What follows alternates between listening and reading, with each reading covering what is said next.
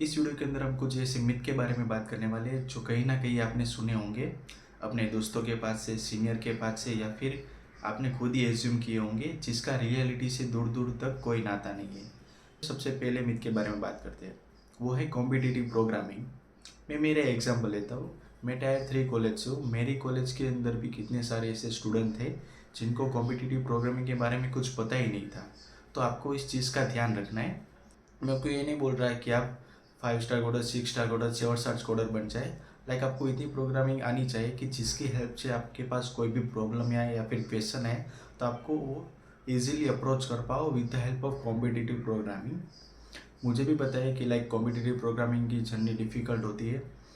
कभी कभी हम डिमोटिवेट हो जाते हैं, तब हमें ऐसा फील होता है कि यार कॉम्पिटिटिव प्रोग्रामिंग मेरे लिए बनी ही नहीं है। हम ये ऐसा सोचने लगते हैं कि कॉम्पिटिटिव प्रोग्रामिंग कोई एक ब्रिलियंट स्टूडेंट है वही कर पाएगा।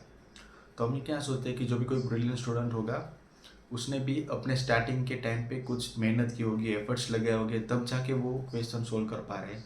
तो आपको भी वैसे ही सोचना है कि अभी आपका टाइम है तो आप भी मेहनत करो, आप भी एफर्ट लगाओ, तो आप भी वो चीज़ कर पाओगे। तो चलिए दूसरे मिथ के बारे में बात करते हैं, वो है CGPA। क्या CGPA कॉलेज के अंदर मैटर करते हैं कि नहीं करते?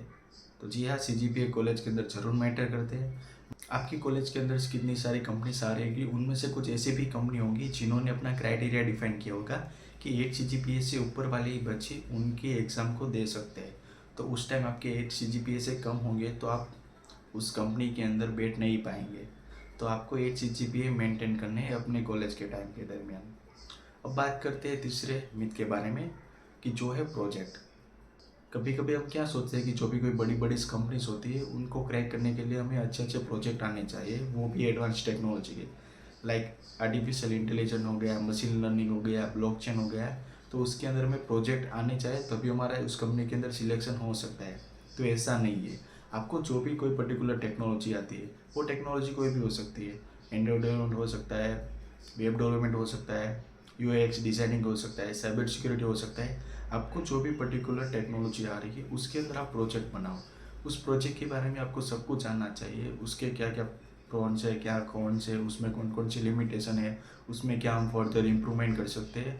आपको उस प्रोजेक्ट को घूट घूट के पी जाना है। आपको कोई उस प्रोजेक्ट के बारे में नींद से भी उठाए तो भी आपको सब उसके बारे में सब कुछ जानना चाहिए। तो ऐसा नहीं है कि आपने कोई एडवांस टेक्नोलॉजी का प्रोजेक्ट बनाया तो ही आपका सिलेक्शन होगा। ये मिथ आप बिल्कुल निकाल दो। अब अगले मिथ के बारे में बात करते हैं, वो है इंग्लिश। हमें क्या लगता है कि जो भी कोई बड़ी बड़ी कंपनीज होगी उसको क्रैक करने के लिए हमें फ्लुएंट इंग्लिश आनी चाहिए, पर ऐसा नहीं है। आपको यार इतनी इंग्लिश आनी चाहिए कि जब भी कोई इंटरव्यूअर आपसे कुछ क्वेश्चन पूछे तो आप वो समझ पाओ और उसको इंग्लिश में आंसर दे पाओ। इतनी इंग्लिश आ रही होगी तो भी आप उसको इजीली क्रैक कर पाओगे। अब बात करते हैं अगले मिथ के बारे में। जो भी कोई बड़ी बड़ी कंपनीज है वो अपने इंटरव्यू के दरमियान लाइक बहुत सारे डिफिकल्ट क्वेश्चन पूछ रही होगी, हमने सुने भी नहीं है ऐसे क्वेश्चन पूछ रही होंगी। तो ऐसा नहीं है। लाइक आप जो भी कुछ क्वेश्चन कर रहे हो, GFG से कर रहे हो, कॉन्सेप्ट से कर रहे हो, जहाँ से भी आप क्वेश्चन कर रहे हो उसी टाइप के सिमिलर क्वेश्चन इंटरव्यू के दौरान पूछे जाते हैं। तो आपको ये डरना नहीं है कि आप जो भी कोई बड़ी बड़ी कंपनीज होगी उसके क्वेश्चन आपको पता ही नहीं है। आप जैसे रेगुलर क्वेश्चन सॉल्व करते हो उसी टाइप के सिमिलर क्वेश्चन वहाँ पे पूछे जाते हैं। तो ये मिथ को भी आप मन से निकाल दीजिए।